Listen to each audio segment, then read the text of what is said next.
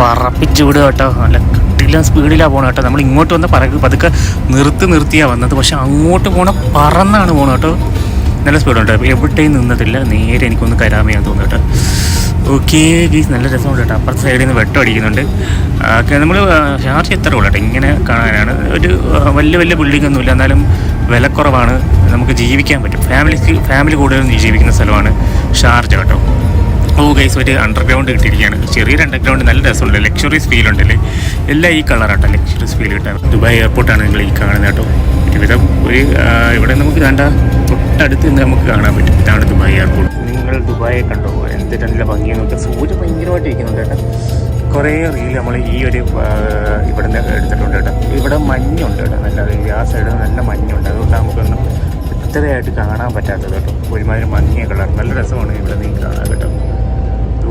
ഇതാണ് ദുബായിൽ മിക്കപ്പോഴും